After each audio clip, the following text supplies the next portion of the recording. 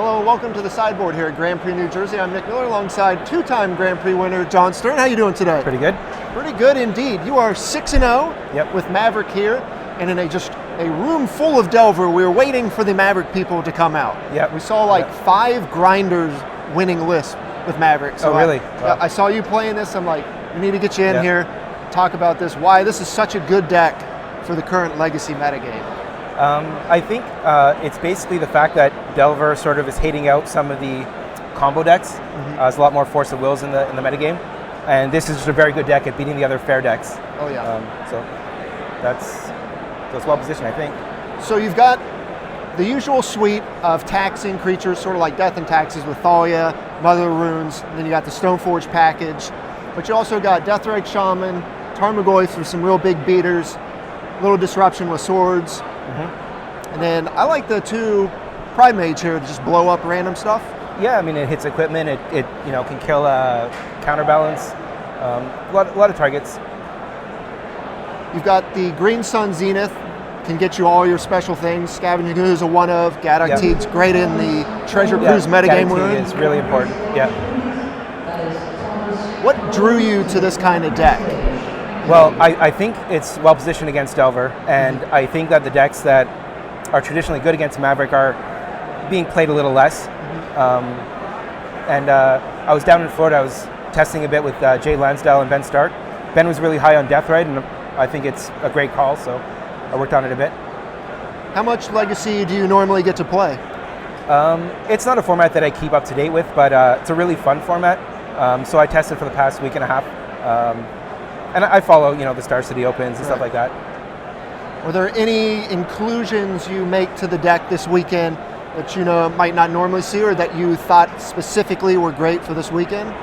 The biggest change I made to the list you'll find online is the addition of Tarmogoyf.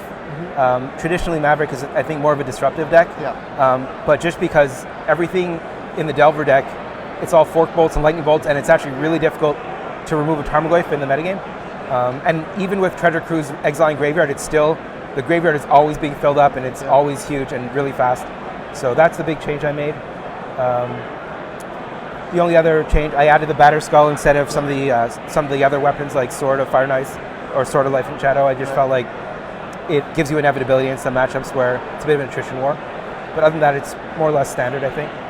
Yeah, in a room where a lot of people are trying to get through with Swift Spheres and Pyromancer tokens and stuff, Tarmogoyf just seems really good. Yep. And with like the Timor Delver decks going away, Tarmogoyf hasn't really had a home, and it looks really good in this shell. It was very great for you against your Blue-Red Delver last opponent.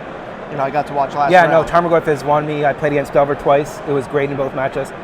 He had a Cursed Totem in one game, and none of my creatures do anything, but I still have a 4/5. So I think it's also because Rug Delver or Timor Delver has sort of fallen off the wayside. There aren't really any submerges in the metagame, so kind of maybe it's a time for it to come back, but I've been really happy with them. You've got Knight of the Reliquary as your big, even bigger than Tarmogoyf at times creature, and the tricks that creature allows you to play with your one of lands. You've got your Horizon Canopy, your Crocus that can just do all kinds of stuff. Wastelands. What I found, I cut a lot of the tricky lands. I was thinking of playing Tower of the Magistrate, and I just didn't have space for it. A 5/5 that attacks every turn is pretty strong in the format, so usually I'm just attacking with it. If I'm tutoring, it's usually for Wasteland to get them locked with Thalia in play or something like that. Dryad Arbor is also great with Green Sun, so works there too. I haven't really searched for a Canopy that often or Caracas, but they both have their uses obviously in certain situations. Just the Krakus and Thalia alone can allow you to get past a lot of the Miracles decks. Yeah, Thalia's, great against the Delver deck too. So you've got the 4 of Wasteland where the Delver decks are kind of shying away from Wasteland. You're really embracing it in the taxing style deck. Yeah, so. And they're playing 16 lands, so it's not unheard of for them to have a Volcanic as their only land. They ponder, don't find another land, and I wasteland them, and it's game over. It doesn't happen that often because they have a lot of cantrips, but the possibility's there. And it's really good against any of the 3-color decks. All right. Well, the deck looks very solid. Let's move on to the sideboard here. You've got just a full suite of Thoughtseizes. Combo matchups, you kind of need those. Combo matchups, and also I'm bringing in against Stoneforge decks just to pull the equipment after they... I can't kill every creature they play. I don't have enough removal. So if I can get the Batterskull out of their hand or the Jitte, then Yeah, I mean, it's been good. So more of a bait and switch. You kind of wait for them to tutor up, then you grab the equipment. Yep. You got 3 Zealous Persecution. Seems great with all the Pyromancer tokens running around. True Name Nemesis. So I boarded it in for every matchup so far. It's whenever I cast it, it's really good. It also sometimes helps me dodge things like Pyroclasm, but it's not really what it's there for. But yeah, it's been solid. You've got 2 Abrupt Decays, just answers. Yeah, they were my last additions, really. I wanted a card that I could bring in a lot of matchups. I mean, it's good against counterbalance, kills like Jite. It's just a solid card. Okay.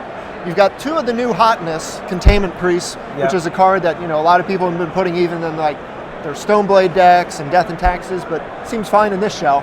Yeah, I think it's going to be a really strong card in Death and Taxes with Flicker Wisp.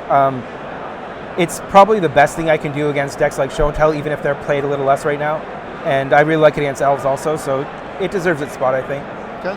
And then you got another Gadok Teague. A few more 1-ofs, yeah. You've got another Jite. Explain the reasoning behind a second Jite. With the Delver matchup, if you have a Jite in play, it's basically the game's over. So after side, they often bring in at least 1 artifact removal spell, and just you spend so much mana investment in getting the Jite in play that if they smash the Smithereens, you're just like, and Batterskull just seems too slow if they can kill your Stoneforge. So I actually been boarding out the Batterskull, bringing in a second Jite, and I just land that and win with that. It's been good. And then of course a Sylvan Library. Just sometimes you need to dig deep. Any slow mid-range deck that doesn't apply a lot of pressure, it's just a very good card. All right, well the deck looks sweet. We've been on the lookout for people playing Maverick. Yeah. Finally found one. You're 6-0, so you're off to a great start. Yep. Wish really you the best of luck the rest of the way here. All right, thanks. Stay tuned to StarCityGames.com all weekend long for all the action here at Grand Prix New Jersey.